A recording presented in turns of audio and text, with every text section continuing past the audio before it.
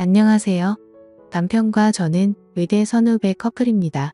제가 신입생일 때부터 연애에서 본과 인턴 레지던트까지 모든 과정을 함께 했어요.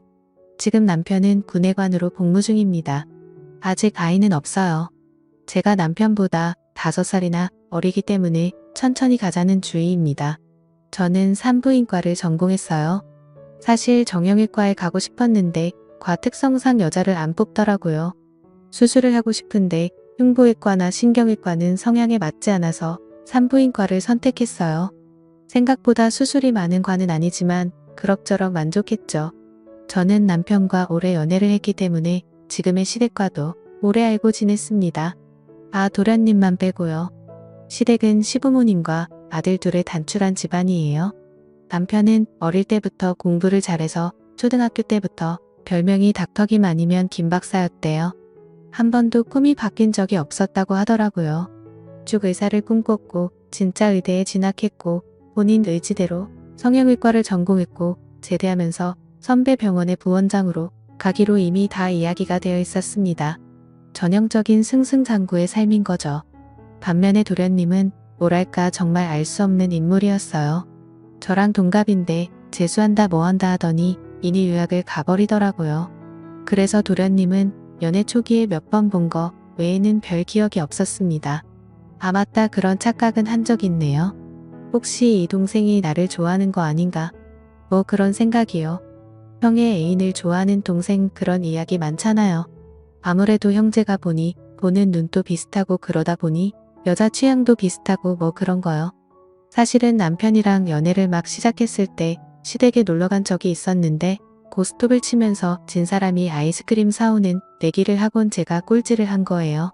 많이 아는 동네라서 저 혼자 갔다 오겠다고 집을 나섰어요. 그런데 시동생이 대문 앞에서 저를 기다리고 있더라고요.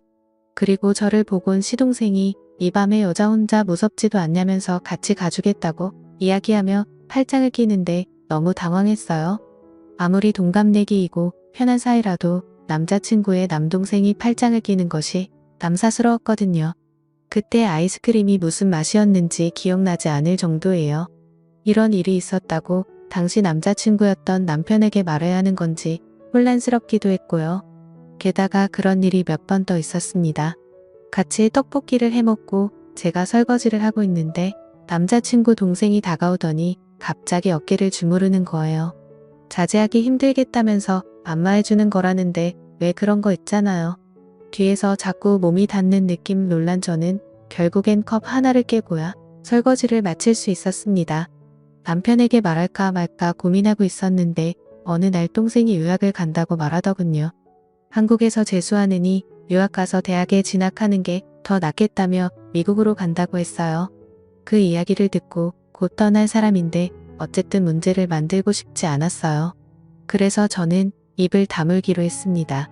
남편의 동생이 떠나기 전날 송별회를 하는데 저도 초대를 받았어요. 남동생을 보는 게 껄끄러웠지만 빠질 수 없는 자리였죠.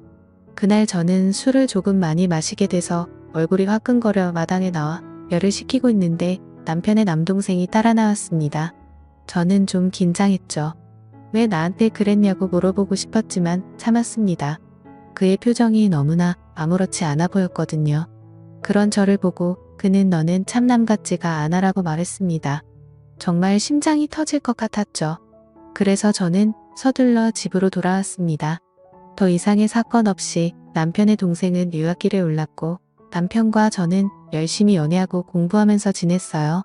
그러면서 저는 시동생과 있었던 일을 거의 잊고 지냈습니다. 그는 우리 결혼식 때도 오지 않았어요. 시부모님은 서운해하셨지만 저는 오히려 잘 됐다고 생각했죠. 잊고 지냈다고는 하지만 지금까지 우리 사이에 있었던 일들 그리고 남 같지 않다던 그 말이 깨끗하게 지워진 건 아니었거든요. 남편과의 결혼 생활은 행복했어요. 오랜 기간 연애를 했지만 결혼은 또 다른 맛이 있더군요. 서로 바빠서 얼굴 볼 시간도 없었지만 주말에 같이 장도 보고 하루 종일 누워서 뒹굴거리기도 하고 그렇게 재밌게 지내다가 남편은 강원도에 있는 부대의 군의관으로 입대했습니다. 남편이 없는 집은 텅 빈 것 같았어요. 전화가 자주 왔지만 어디 옆에 있는 것과 같나요? 20살 때부터 붙어있던 사이였기에 외롭다고 느끼는 날도 많았죠. 그날은 아마도 자정이 다 돼서 집으로 돌아온 날일 거예요. 새벽부터 진통하던 산모 상태가 좋지 않아 밤에 응급으로 수술을 했던 게 기억이 납니다. 지친 몸을 이끌고 엘리베이터에서 내리는데 문 앞에 누가 서 있더라고요. 너무 놀란 저는 소리를 지를 뻔했죠. 형수님 저예요라는 익숙한 목소리가 아니었다면 정말 비명을 질렀을지도 몰라요. 저는 눈을 깜빡이며 문 앞에 서 있는 남자를 다시 한번 쳐다봤습니다. 정말 시동생이었어요. 저는 놀란 가슴을 진정시키며 어쩐 일이냐고 물었죠. 언제 한국에 왔는지 왜 연락 없이 이렇게 찾아왔는지 궁금했습니다. 마냥 문 앞에 세워둘 수도 없고 함께 집으로 들어오면서 저는 불부터 켰습니다. 거실은 물론 부엌 한방 서재 심지어 화장실 불까지 다 켰어요. 왜 그랬는지는 저도 모르겠네요. 뭔가 불안했나 봅니다. 저는 도련님께 따뜻한 차를 내어주며 어떻게 온 거냐고 다시 물었습니다. 도련님은 대답 없이 차만 마시더니 부모님은 자기가 귀국한 걸 모르신다고 아무도 모르니 말하지 말라고 하더군요. 저는 괜히 긴장돼서 침을 꼴깍 삼켰습니다. 이어서 도련님은 저에게 며칠만 있게 해달라고 했습니다. 당장 갈 데가 없어서 왔다고 갈 곳을 구해서 나갈 테니 좀 봐달라고요.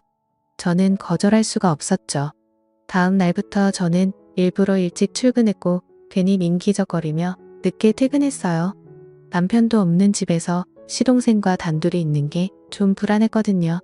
예전 기억도 있고 뭔가 떨어져 있어야 한다는 본능이었다거나 할까요? 아마 도련님도 느끼고 있었을 거예요. 제가 도련님을 많이 불편해한다는 걸? 그렇게 며칠이 지난 어느 날이었습니다. 중요한 자료가 들어있는 USB를 놓고 와서 점심시간을 이용해서 집에 들른 날이었어요. 그런데 문을 열고 들어간 저는 차마 입에 올리지 못할 일을 겪었습니다. 현관문을 열고 거실을 지나 안방 쪽으로 가니 방문이 열려 있었어요. 뭐지 싶어서 살금살금 다가서려는 찰나 누군가 나의 손을 거칠게 휙 낚아채더라고요. 그건 바로 도련님이었어요. 저는 지금 뭐 하는 거냐고 왜 이러냐고 소리치자 도련님이 저를 데리고 급히 안방으로 들어갔습니다. 그리고는 다급하게 말했어요. 이젠 더 이상 못 참겠어요. 오늘 일은 전부 잊어달라면서요. 도련님은 샤워 가운을 입고 있었는데 저는 도련님의 허리에 두른 끈이 풀어지는 걸 보며 동시에 눈을 감아버렸죠. 그런데 그 뒤로 시간이 꽤 흘렀는데 아무 일도 일어나지 않는 거예요. 그래서 저는 조용히 눈을 떴습니다. 그리고 엄청난 광경을 보게 되었습니다. 도련님이 여성용 슬립을 입고 있는 겁니다. 도련님은 저에게 이런 모습 보여서 미안하다면서 방금 형수님이 살금살금 집안을 살피는 것도 그렇고 어느 순간부터 형수님이 자신을 너무 적대시하고 경계하는 것 같아서 이렇게 고백을 하게 되었다며 사실 자신은 어렸을 때부터 여자가 되고 싶었다고 모든 것을 털어놨습니다. 공부를 잘하고 남자다웠던 현관은 달리 자신은 소극적이고 얌전한 성격이어서 남중남고를 다니며 나는 내 자신이 남자인 것을 받아들일 수가 없다. 여자가 되고 싶다는 생각을 막연하게 했고 그 마음을 형에게 털어놓은 순간 정신 나간 놈 취급을 당했다고 했죠. 그리고 제 남편이 부모님께 말하면 죽여버리겠다고 했대요. 너 같은 거 남았다고 생각하시면 고통스러우실 거다. 여기 있지 말고 외국으로 나가서 더 하고 싶은 대로 하고 살라고 했다고 하더군요. 그제야 모든 게 이해가 됐습니다. 자신이 여자라고 생각하니까 제 팔짱을 낀 것이 어색하지 않았을 테고 중간중간 스킨십이 있었어도 이상하지 않았을 겁니다. 설거지할 때 안마를 해준 것도 여자 친구들끼리의 자연스러운 스킨십 같은 것이었고 남 같지 않다는 말은 같은 여자 그러니까 제가 형수가 아니라 세원이 같다는 말이었겠죠. 저는 다리에 힘이 풀려 침대에 주저앉고 말았습니다. 그래서 정말 한 번도 여자한테 끌려본 적이 없냐고 물었습니다. 정신과 전문의는 아니지만 실습을 나간 적이 있는 터라 저는 의사로서 물었습니다. 도련님은 단 한 번도 여자에게 매력을 느낀 적이 없다고 했어요. 연애를 한 적도 당연히 여자랑 사랑을 해본 적도 없다고요. 이렇게 건장한 청년이 저는 시동생의 몸을 보며 어쩌면 아깝다는 생각이 들었던 것 같습니다. 형을 닮아 남성적이고 탄탄한 몸이었어요. 아니 말라서 그렇지 형보다 더 키가 크고 골격도 컸습니다. 저는 괜히 침을 꼴깍 삼켰어요. 앞으로 어떻게 할 거냐고 물었더니 여자로 살 계획을 차근차근 말해주더군요. 혼자 잘 헤쳐나갈 테니 비밀로 해달라고 나중에 밝혀져도 형수는 모르는 척하면 된다고 했습니다. 시동생의 비밀을 알게 된 저는 당분간 집에 있는 것을 허락했어요. 도련님이 아니고 아가씨라고 생각하기로 했고 그럼 불편할 것도 거리낄 것도 없었으니까요. 그렇게 비밀스러운 동거는 시작되었습니다. 도련님은 제 옷을 입어보기도 했고 제 화장품과 고데기를 써보기도 했어요. 저는 마치 여동생 아니 아가씨와 제 물건을 나누듯이 자연스럽게 지냈고 수다를 떨다가 소파에서 나란히 낮잠을 자기도 했습니다. 남편 없이 외롭던 생활에 도련님과의 동거는 꽤나 즐거웠죠.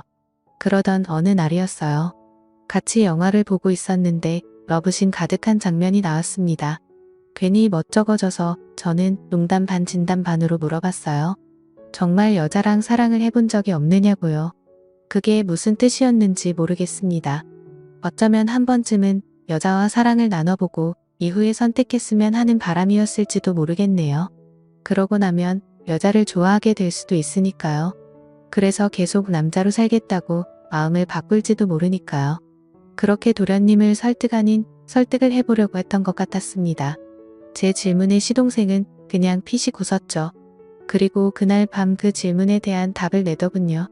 잠이 오지 않아 뒤척이고 있는데 도련님이 안방으로 들어왔습니다. 평소에도 같은 여자끼리인 것처럼 거리낌 없이 지냈더라 그러려니 하고 있었죠.